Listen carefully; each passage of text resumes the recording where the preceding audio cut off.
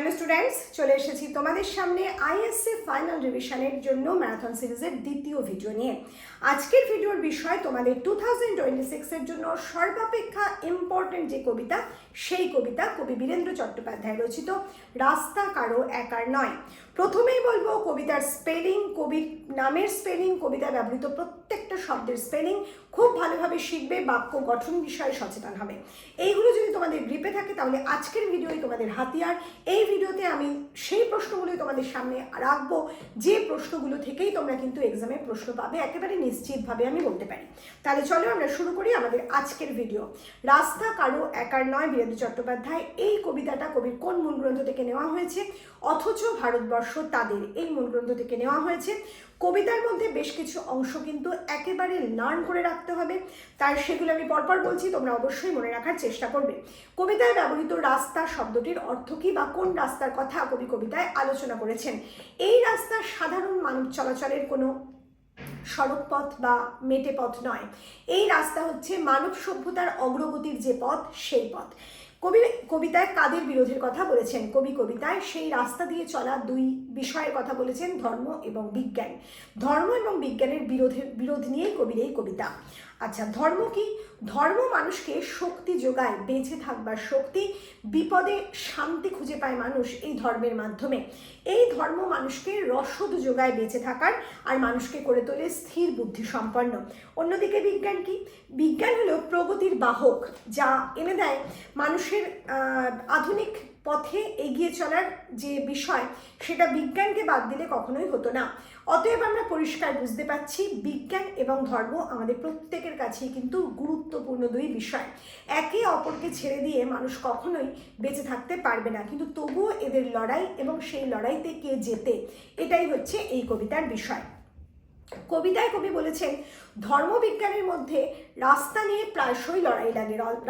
ধর্ম কখনো রাস্তা ছেড়ে দিতে চায় না বিজ্ঞানকে, আবার বিজ্ঞান কখনো কখনো স্পর্ধা নিয়ে উঠে দাঁড়ায়, রাস্তা ছেড়ে দিতে চায় না ধর্মকে। এবং এই প্রসঙ্গে বলতে গিয়ে কবি প্রথমেই কিছু ঐতিহাসিক সত্য ঘটনার স্মরণ করেছেন। সেই ঐতিহাসিক সত্য ঘটনার মধ্যে উঠে এসেছে দুটো নাম, লিওনার্দো দ্য ভিঞ্চি এবং গ্যালিলিও গ্যালিলি। সে কথায় আমি পরে আসছি। তার আগে বলবো, তোমরা এই শেষ মুহূর্তে যদি মনে করো যে তোমাদের কাছে কিচ্ছু নেই, তোমরা একেবারে দিশাহারা, তোমাদের প্রত্যেককে বলবো আমাদের 87741621 নাম্বারে হোয়াটসঅ্যাপ করো, আমাদের সমস্ত পিডিএফ নোটস পারচেস করো, কারণ এই পিডিএফ নোটসই কিন্তু তোমাদের একমাত্র সহায়ক হয়ে উঠবে এই এক্সামে বেঁচে থাকার জন্য। কারণ হচ্ছে এই নোটস অত্যন্ত সহজ ভাষায় আমি লিখে দিয়েছি, কিন্তু তার মানে এই নয় এই নোটস ছাড়া তোমরা কখনোই ভালো রেজাল্ট করতে পারবে না। আমি তাদের জন্য বলছি যারা খুব অসহায় বোধ করছো, যারা মনে করছো পারছো না, তারা কিন্তু এখন এই মুহূর্তে পিডিএফ নোটসটা সরাসরি পড়তে শুরু করো, তাহলেই তোমরা দেখবে তোমাদের এক্সামে কোথাও কোনো ভয় থাকবে না। যাই হোক, এবার আসবো লিওনার্দো দ্য ভিঞ্চি এবং গ্যালিলিও গ্যালিলিও প্রসঙ্গে। লিওনার্দো দ্য ভিঞ্চি রেনেসা যুগের একজন স্বনামধন্য ইউনিভার্সাল ট্যালেন্ট, যার প্রতিভার কথা আমরা ইতিহাসে প্রচুর পড়েছি। সেই লিওনার্দো দ্য ভিঞ্চির সাথে লড়াই বেঁধেছিল পোপের। পোপকে না, তৎকালীন সময় ইউরোপের একেবারে ধারক এবং বাহক ছিল এই পোপেরা। পোপেদের কথাকে তখনকার মানুষ একেবারে দৈববাণী বলে মনে করতো, তাদের মুখ থেকে যা বেরোতো সেটাই মনে করতো একেবারে চিরসত্য। কিন্তু সেই পোপেরা সাধারণ মানুষের চোখে পট্টি বেঁধে রাখতো ধর্মের নামে, তাদের বিশ্বাসের সুযোগে, তাদের ধর্মীয় বিশ্বাসের সুযোগে, পোপের প্রতি শ্রদ্ধার সুযোগে তারা সেই সংস্কারের যে পট্টি পরিয়ে রেখেছিল তাদের চোখের ওপর, নিজেদের যে প্রতিষ্ঠানটাকে বাঁচিয়ে রাখার জন্য সেই পট্টিটা খুলে দিতে চেয়েছিলেন কে? না, লিওনার্দো দ্য ভিঞ্চি। এবং সেই কারণে পোপের সাথে তার লড়াই বাঁধে বললে ভুল। পোপের প্রতি পোপ শুরু করে লিওনার্দো দ্য ভিঞ্চির প্রতি অত্যাচার, পোপের লোকেরা শুরু করে। এবং লিওনার্দো দ্য ভিঞ্চি অনেক সহ্য করেও এক সময় তাকে শেষ পর্যন্ত দেশান্তরিত হতে হয়, দেশ ছেড়ে পালিয়ে যেতে হয় নিজেকে রক্ষা করার জন্য। অন্যদিকে উঠে এসেছে গ্যালিলিও গ্যালিলির নাম, সেই গ্যালিলিও গ্যালিলি যাকে এই পোপেরা নজরবন্দি করে রেখেছিল। গ্যালিলিও গ্যালিলি চেয়েছিলেন কোপার্নিকাসের সত্য উপলব্ধিকে সাধারণ মানুষের সামনে তুলে ধরতে।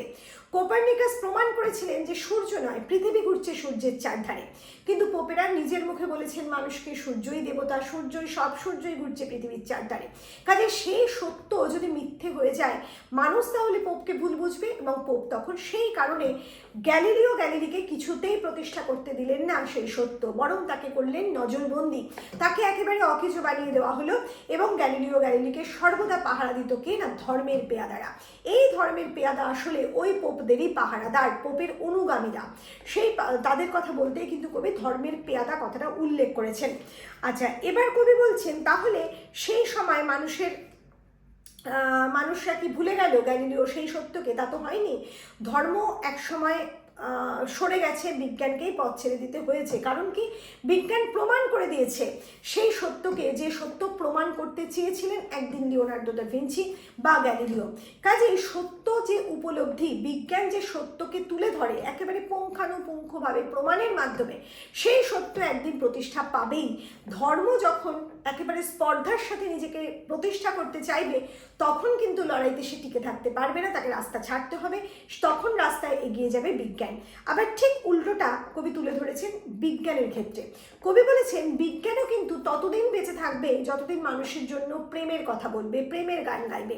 মানুষকে যখন ভালোবেসে তার উপকারী হয়ে মানব সভ্যতার অগ্রগতিতে কাজে লাগবে বিজ্ঞান, ততদিনই বিজ্ঞানের জয়। কিন্তু বিজ্ঞান যখন রাজনৈতিক নেতাদের পয়সায় নিজেদের গায়ে জল্লাদের পোশাক চড়াবে, আর তাদের কণ্ঠে ধর্মের পেয়াদাদের মতোই, ধর্মের সারেদের মতোই একেবারে চিৎকার ধ্বনি উঠবে রাস্তা ছাড়ো, তখন কি সেই রাস্তা মানুষ ছেড়ে দেয়? কবি বলেছেন না। সেই কণ্ঠ যত ভয়ঙ্কর হোক, সেই চোখ যত লালই হোক, একদিন না একদিন মানুষ কিন্তু সেই ভয় থেকে বেরিয়ে আসবেই। কখন বেরিয়ে আসবে? কবি বলেছেন যে সাদা কালো সমস্ত চামড়া, হলুদ চামড়া, সমস্ত চামড়া যখন এক হবে, ঐক্যবদ্ধ হবে, অর্থাৎ মানুষ যখন ধর্ম এবং বর্ণের যে ভেদাভেদ সেটা ভুলে গিয়ে একে অপরের সাথে ঐক্যবদ্ধ হবে, মানুষে মানুষে ভালোবাসা বজায় থাকবে এবং প্রত্যেক মানুষের কণ্ঠে প্রতিবাদ সোচ্চার হবে। অর্থাৎ মানুষ অন্যায়ের প্রতিবাদ করবার ভাষা খুঁজে পাবে। যতদিন মানুষের কণ্ঠ একেবারে বন্ধ করে দেওয়া না যাবে, মানুষে মানুষে ভালোবাসা বজায় থাকবে এবং মানুষের মধ্যে সমস্ত ভেদাভেদ ভুলে গিয়ে মানুষ ঐক্যবদ্ধ হতে পারার শক্তি বজায় রাখবে, ততদিন কিন্তু সেই সমস্তকে পরাজিত হতে হবে। তাদের পথটা ছেড়ে দিতে হবে যারা সত্য এবং সুন্দরকে এগিয়ে নিয়ে যাবে তাদের সঙ্গে। অতএব উপসংহারে কবি এটাই বলতে চাইলেন, বিজ্ঞান এবং ধর্ম দুজন কিন্তু সহ অবস্থান করছে। এই দুই আমাদের জীবনে অপরিহার্য। বিজ্ঞানকে ছেড়েও যেমন মানুষ চলতে পারে না, ধর্মকে ছেড়েও কিন্তু মানুষ চলতে পারে না। অসহায় মুহূর্তে ধর্মই কিন্তু মানুষের একমাত্র সম্বল হয়ে ওঠে। কাজেই ধর্ম যেমন মানুষকে বেঁচে থাকার রসদ যোগায়, বিজ্ঞান তেমন মানুষকে এগিয়ে যাওয়ার রসদ যোগায়। কাজে এই দুই পরিপূরককে নিয়েই আমাদের চলতে হবে। আর ততদিন এই পরিপূরক বেঁচে থাকবে, পরিপূরক হয়ে একে অপরের সাথে বেঁচে থাকবে যতদিন এই মানুষে মানুষে মিল থাকবে, এই সব কিছু থাকবে। আর তা না হলে রাস্তা কিন্তু তাকেই ছাড়তে হবে যার স্পর্ধা ছুঁয়ে যাবে একেবারে আকাশকে। এটাই হচ্ছে এই কবিতার মূল বিষয়। তাহলে আজকের ভিডিও থেকে তোমরা যে বিষয়গুলো জানতে পারলে, শুধু সেটুকু বিষয় মাথায় নিয়ে নাও আর কবিতাটা বেশ কয়েকবার রিড করে কবিতার যে লাইনগুলো, যে শব্দগুলো কবি ব্যবহার করেছেন সেগুলো মাথার মধ্যে গেঁথে রাখো। কারণ যখন প্রশ্নের উত্তর তোমরা লিখবে সেই সময় কিন্তু শুধুমাত্র তোমাদের ভাষা যদি ব্যবহার করো তাহলে কখনো ফুল মার্কসটা পাবে না। যতই তোমাদের সম্পূর্ণ লেখা খুব ভালো হোক, তোমাদের কিছু কিছু শব্দ, কিছু কিছু লাইন কিন্তু মাঝে মাঝে তুলে ধরতে হবে এই কবিতা থেকে। আরও একটা কাজ করতে হবে, নির্ভুল স্পেলিং লিখতে হবে এবং সেই সঙ্গে তোমরা কবিতার নাম এবং কবির নাম অবশ্যই উল্লেখ করবে। যে অংশের প্রশ্ন করা হয়েছে সেই অংশটুকু ডিটো আনসার করবে। এই বিষয়ে আমি ভিডিও আমাদের যে মক টেস্ট হয়েছে সেই মক টেস্টের যে ভুলগুলো আছে সেই সংক্রান্ত ভিডিও আমি তোমাদের সামনে খুব শীঘ্রই আনতে চলেছি। আর এইগুলো আপাতত রিভিশন করতে থাকো। তাহলে আজকের ভিডিও আমরা এখানেই শেষ করছি। খুব ভালো থেকো।